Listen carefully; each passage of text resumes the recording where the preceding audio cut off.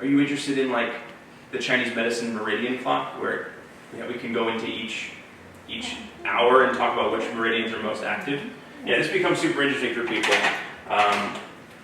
Now, this is basically the Chinese medicine circadian rhythm idea, which is thousands of years old. And we'll start at 3 a.m., which is when it starts. And we'll divide each group by 3. So they go in 2-hour blocks.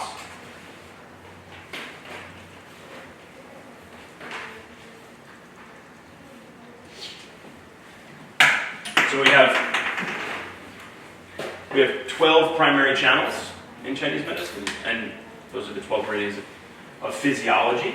And each of them have 2 hours of their qi being the most active. So at 3 a.m., oh, I started my ticks at the wrong place, sorry.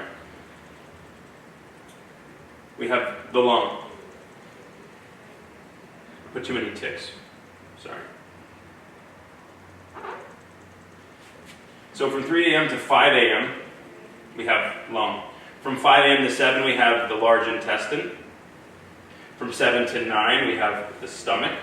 From 9 to 11, we have the spleen. From 11 to 1, we have the heart. From 1 to 3, we have the small intestine. From 3 to 5, we have the urinary bladder. From 5 until 7, we have the kidney.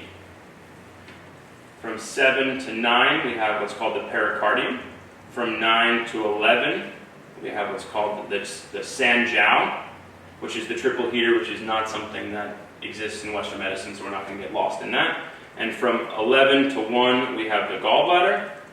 And from 1 to 3, we have the liver. Okay.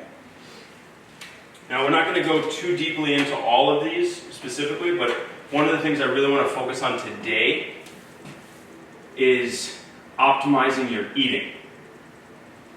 How do you optimize your eating from a Chinese medicine perspective? Give me some ideas.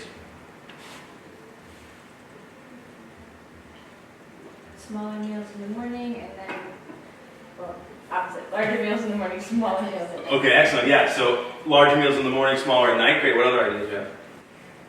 Yeah, so let's talk about a few different principles. The first principle in Chinese medicine dietetics is eat for your constitution. Eat for you.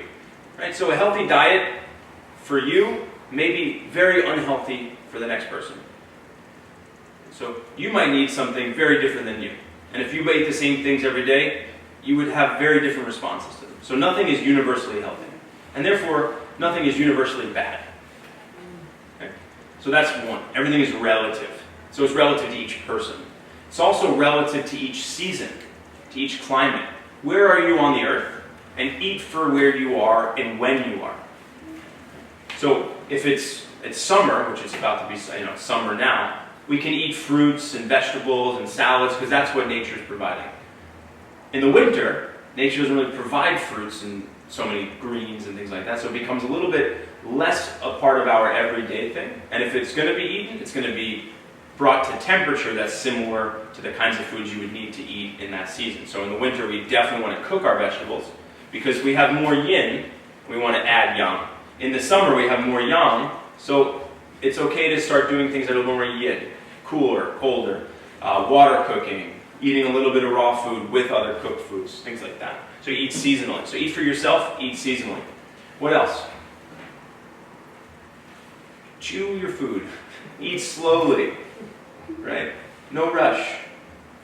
How many of us eat sitting or standing at our desks or walking to and from the next place or between this or that, right?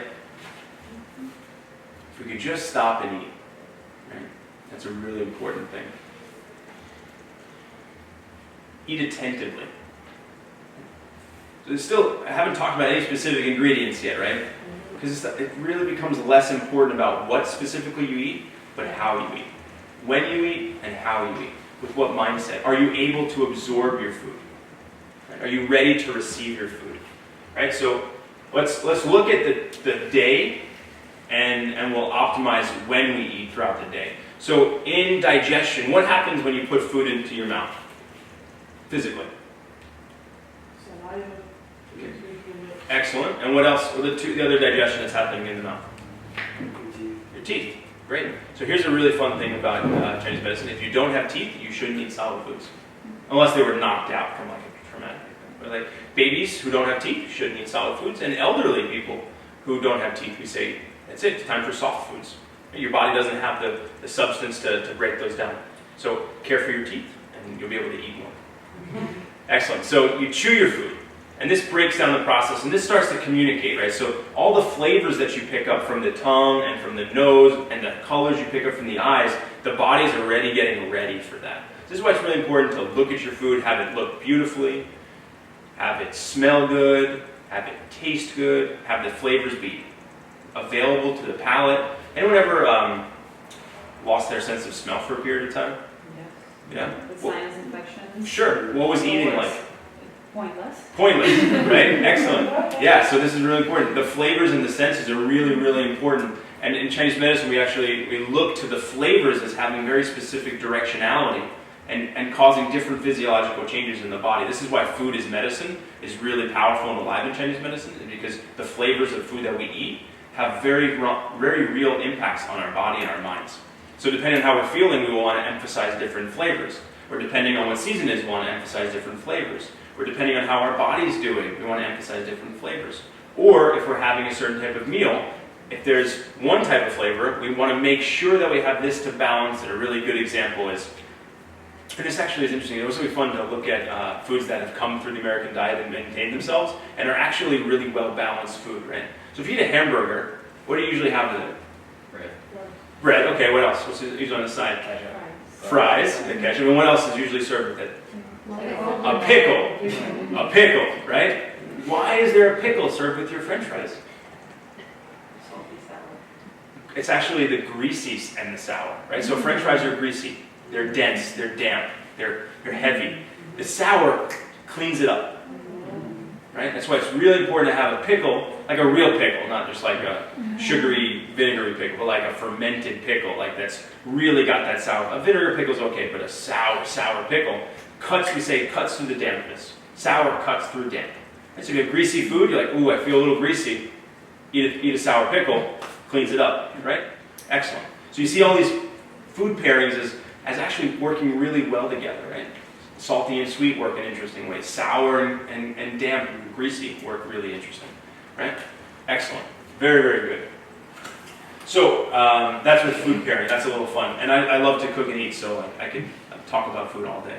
So let's just talk about when to eat. So one of the things that we want to say, and this is similar in Ayurveda, they have this idea in Ayurveda called Agni, or the digestive fire. In Chinese medicine, we also look at this thing called stomach fire, this fire that transforms the foods, right? So in Western medicine, we know that there's hydrochloric acid in our stomach, which literally burns the food, right? It cooks things, it starts denaturing proteins and all these things. And so we call that stomach fire. And that's an element of stomach yang, and it's the yang of digestion. We're absorbing a little bit, but we're really still in the breaking down phase, right? So in the front of it, right, the beginning of digestion, you're breaking things down. The saliva is digesting the stomach acids, and then you get to the small intestine, and all these pancreatic hormones get in, and now you've broken down everything. You've done all the yang, and then what happens? You do most of the yin, right? So there's still a little absorption in the mouth, right? You're taking in the flavors, your salivary amylase is breaking down certain things, and you're starting to take in information from your food, and same thing in your stomach, right? Once something is in your stomach, it can get absorbed a little bit, but it's not the focus of that area, right? And so from that we see the active has a little bit of the receptive inside of it. And then the second side of digestion, the receptive, the yin, still has a little activity, right? The small intestine is still doing things. It's churning a little bit, but it's not as good as the stomach churns. Or the small intestine grinds a little bit, or filters, but it's not as good as the teeth.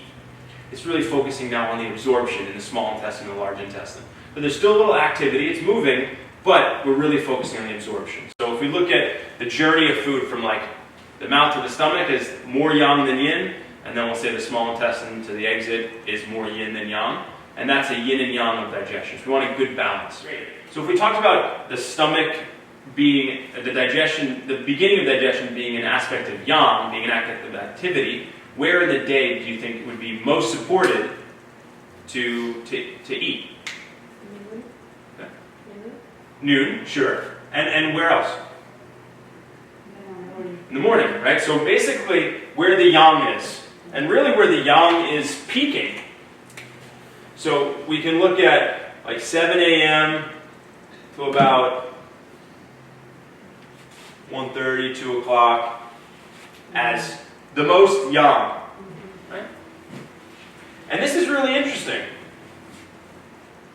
If we look at the clock, if we look at like ancient monastic practices and even modern monastic practices, you know what time they wake up in the morning? Between 3 and 5 or 4 o'clock. And what's the first thing that you do? Breathing exercises. You do breathing exercises because the chi of the lung is most available to you. It's the best time of the day. The night is settled. The air is the cleanest. All the dust is settled. And you can do really good breathing activity in the morning. So you do your breathing activity, and then what's next? The large intestine. You would have your bowel movement. So if you wake up, you have a nice bowel movement before 7 a.m. at the end of the large intestine time. And then what? Because the large intestine is empty, now the stomach can be filled. And that's what the journey is telling us. When you empty below, then you can fill above, right? If you're constipated and you're stuck, you very quickly lose your appetite, right? Because you need to empty for the next to be empty. Great. So we have this kind of fun phrase that says, eat breakfast like an empress, or a queen or a king. So eat breakfast like a queen or a king, eat lunch like a prince or princess, and eat dinner like a peasant. The idea here is yang rising. You could pretty much put anything in your body at this point, and you're going to digest it. You're probably not going to crash. Right? If you did the same thing at lunch, you'd probably crash at 3 o'clock, right? But what's a few hours here? Just more and more yang, still rising, still active. You're doing your work during the day. And then you have your lunch, and it could be a big meal. And this is why it's appropriate, like, to take a siesta. And this is why cultures have evolved the siesta. They knew the rhythm of yin and yang. It's a natural time to rest a little bit. And so if you wanted to, if your work allows you to, like, oh, you know what? At 3 o'clock, I'm just going to take a tea break or a rest or a nap. It would be supported. Because what happens after this is all of the activity is declining, and you're moving into the receptivity. So you basically peaked for big eating, and then you want to allow the yin phase of the digestion to happen. This is the invisible phase. This is the cloudy side of the mountain, the shaded side. You can't see what's going on. It's hidden. Eating, very sexy. What am I eating? I'm looking at it. It's out. Digesting, not as sexy. It's dark. It's hidden.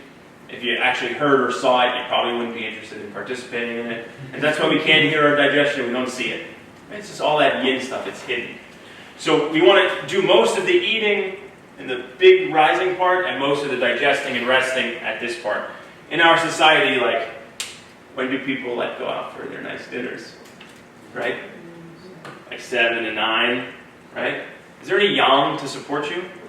No. You need all the yang internally. Now, there are some people who have lots of yang that can do that and have no problems. There are other people who have big problems, right?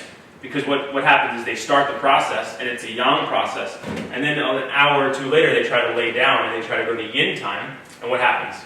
Yang rises, and they have their food ascending through their esophagus, and they have GERD and acid reflux or indigestion or all those things, right? And they have to do what? They have to like sit up all night and like basically help the dissension happening by using their posture to do that, which isn't so restful, and they don't sleep that well, and it throws off all your cycles, right? So if you just had that, oh, I'm going to eat with the sun. When the sun's high, I'll eat big. When the sun's low, I'll eat small or nothing. You'll probably stay healthy. Now, we're going to stop there with this discussion. This is the basic building block of the day. In our next discussion, we're going to talk about yin and yang through the 4 seasons. Because this is all things being equal, right? Yin and yang change in each one of the seasons because there's more yin in certain seasons and there's more yang. So we'll zoom into that to make it a little more interesting.